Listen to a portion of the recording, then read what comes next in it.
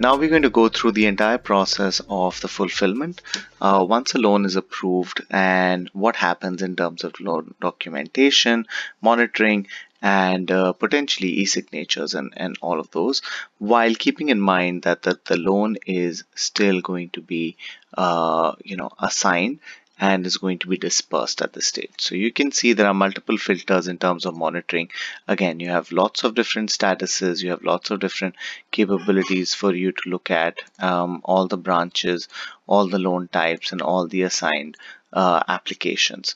Now, with regards to customer information, there is in-depth information on the customer and their profile overall, how it was discharged, what is the history behind it, and typically you will also be able to see the entire workflow or the audit trail of how different applications went through and what happened to those applications.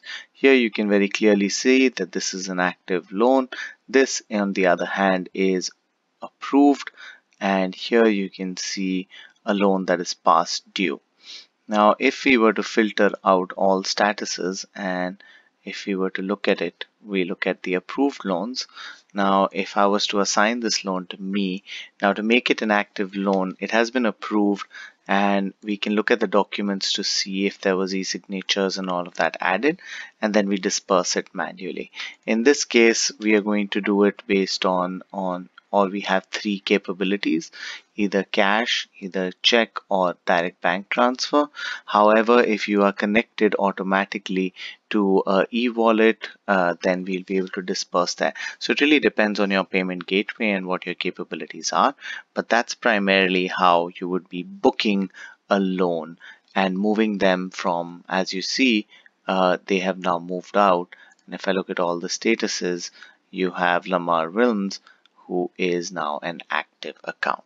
So that's primarily the way to go in terms of servicing and looking at the loan. Now there are other capabilities of collections, and we'll cover that in the next time. Now we're going to talk about the collection module, and as you can see, the collection module is a simple module. It can be outsourced to a third party in terms of sending it as SFTP, but here you can see for all accounts you have a collectability score that has been added, and you can see the overall product details. I can assign it to myself, and as I assign it to myself, I can create an action plan, I can create a customer rating, bank details, I can review the payment structure, I can entirely restructure the loan and see if that would make sense, and we would be able to entirely restructure the loan. You have transaction information that can be exported, contacts. You can also set up promise to pay details based on your discussions. You have an entire workflow of how things happen, what and when the delinquent account went off. You have write-off capability and payment information. So it's a very simple, very user accessible tab that allows you to just make those actions as a collection manager and record them onto the system, and they automatically keep getting fed here.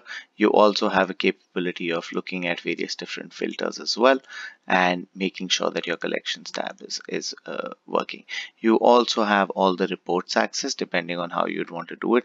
So you would have a dashboard available, and in the overall loan settings, you can, as you set up the loan products, you can also set up the delinquency buckets and also be able to add various different decision rules to your system for collections, and even add a scorecard based on the parameters looking at your historical data. We can also fully automate the notification capability. So across the credit loan life cycle, you would have full capability and setting up the due date reminders, and most importantly, having a very strong audit trail for the entire process, which allows for you to be able to keep a close track on how your teams are performing. And that's about it on the collection side.